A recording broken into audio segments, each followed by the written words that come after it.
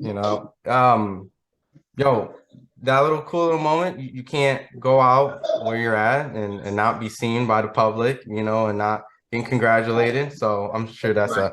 a very cool feeling to have. And I wanted to mention the cool feeling that a lot of fight fans was able to watch your fight and Crawford's fight the same night, and it was a comparison that I seen in both. That you guys made it look really easy to the point where I've heard at like the post conference that you and my boy Red had a conversation like don't get bored in there, but it was that easy for you that night. Man, for the first round, I'm not gonna lie to you. For the first round, I'm waiting on something like a minute and a half go by. I know it's like a minute and a half in the ring. Hmm. I'm waiting for something like, okay, what else is he going to do? Like, what else do you have for me that at least gonna get me thinking? Are you gonna start pressing fast? Or for the first round, I knew I had it in the bag for every single round. Going back to the after the first round was done, going back to the corner, I told Ray out my mouth, "Oh, he don't got nothing for me. It's about to be Mm. easy." For the first round, second round, he tried to pick it up and come out faster, but it was really nothing that he could have showed me that was any different. No power. I wasn't worried about his power. No speed. Only thing he really had was experience. That's why I'm really ready for like a step up because I want somebody that's gonna come with experience, power, speed, or whatever they have. I feel like this is my first experienced guy, but he was old. So Hmm. I'm gonna take that in consideration. Not consideration, but I'm gonna take that into like, okay, it's still levels ahead of him, right? But I done dominated him for 8 rounds straight domination. Hmm. So saying that, I mean seeing that, it's like, okay, yeah, it's definitely time for me to get a real step up. Somebody that's gonna have me taken at least for a round. Yeah. And seeing the fact that this Saturday there's a step up between two guys, and I know you've been very vocal of, wanting, I'm sure, the winner of this, obviously you wanted some Frank Martin action. I'm sure you will love to fight Michelle Rivera. Um, do you have a prediction on who wins that fight? And I definitely know you're going to be having your eyes at the winner of that. I think Michelle Rivera, honestly, I think he has the better IQ. I think his experience shows that he has more IQ than Frank Martin. But they both are like great fighters. I feel like this fight makes to be a great fight. Hmm. I don't really see one dominating the other. A lot of people is telling me, Frank Martin is going to get stopped. They're definitely going Wow. for Rivera, but Frank Martin is so technical, so strong. Keep his hands up. It's not easy to hit him. I don't. If Rivera stops him, that's making a statement. Uh-huh. But I'm kind of leaning toward just a win, 12, 10 round, 10 round win. I'm leaning towards Rivera Hmm. because of he's just more poised. He's more relaxed. He know how to see. He see his shots a lot better. And I feel like just in the ring, the experience shows for Rivera. And like I was mentioning earlier, like I'm sure you would love to face either one of those guys, preferably the winner.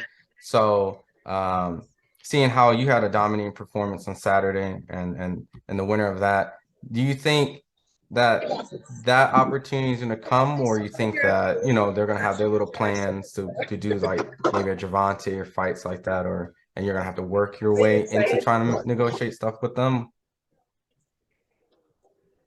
Honestly, I'm not working my way into negotiating nothing with nobody. In terms of prospects, Hmm. I'm a big draw. Mm. In terms of prospects, and I'm working my way into contenders. I'm gonna be a big draw in contender. I don't have to work my way into working with nobody. Mm. They want to fight me because of who I am. So let's get that straight. But if we just talking boxing and politics behind boxing, Hmm. they're PBC.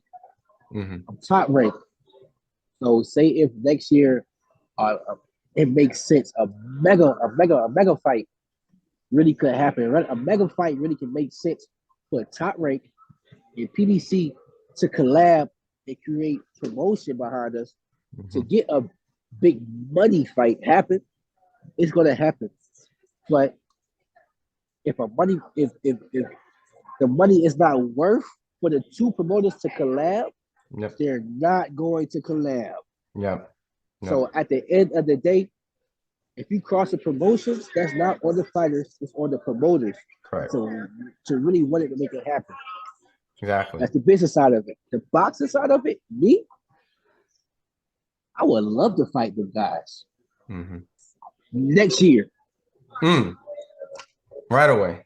I would love to fight the guys next year. I'm not far from them. They're not far from me. We're technically all on the same level, right? Okay. Yep. I would love to fight them guys. Show me how nice you are.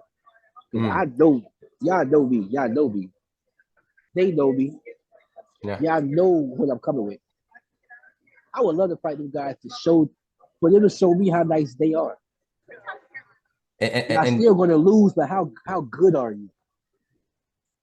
And I guess my question, because the landscape seems like it's definitely changing within next year. You know, like I said, Haney and Lomachenko is probably going to fight, and depending on if, you know, Haney beats Lomachenko, the belts are probably going to be vacated from that point.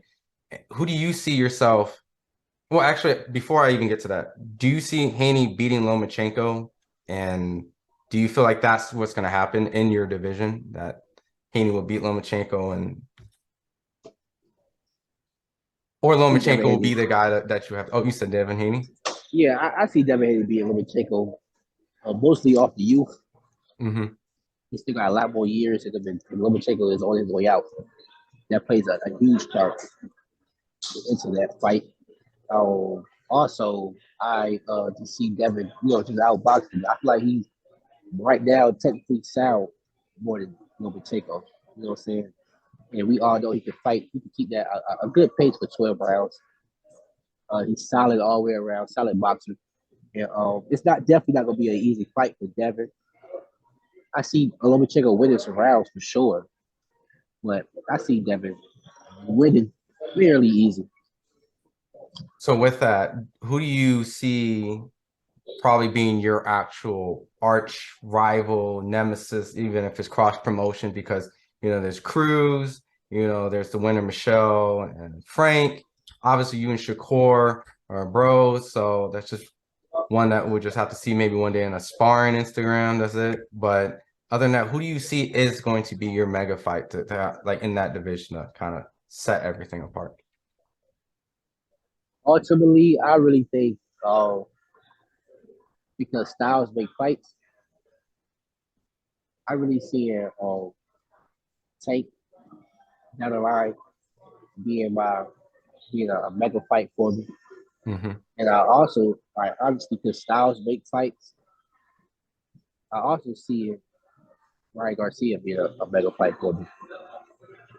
Who do you think is going to be the one that wins from that and becomes the mega fight? Because obviously they're going to be fighting, and then the winner of that and you would be what would kind of set it off. You think Ryan or Tank? So what did that fight? Yeah. Ooh, I think Tank for sure, because I always go with the person with the most skill set. I always go with the person with the most skill set. But Ryan's going to give Tank a lot of problems because of his style. He's tall. He's an orthodox. He's a southpaw. So they're on that angle to where it's kind of both hitting them. But the taller man is always the easiest for getting hit. Ryan is fast. He's accurate. And Ryan got some power. He got some power, you know? And he's moved up to 140. So just that style for Tank is going to give Tank, I feel like, a lot of problems. But Tank carries that power. He carries IQ too, and he has skill. You know what I'm saying? So I just think Tank is going to edge it. But I think Ryan's style is going to give Tank a lot of problems. You know, from that perspective, then, you know, hopefully that these guys are going to be able to maintain the 135. I'm assuming Tank will be fine. Would you go to 140 and make these type of fights if they're the big fights that you want, kind of leave the division, or do you want to solidify the division first, get your belts, make your legacy there, and then move up? Honestly, my goal is to take over 2 weight classes. Hmm. I feel like I can do that. Like you said, a lot of the guys at 135 is going to 140. So the landscape isn't changing. Honestly, the landscape isn't changing. A lot of guys are going to 140. So not to rush anything or think ahead or anything like that. I want to become world champion at 135. And I want to defend it, of course. But at the same time, I feel like I can become world champion at 140 at the same time as I am at 135. And I want to see if I can do that. So that's definitely one of my goals.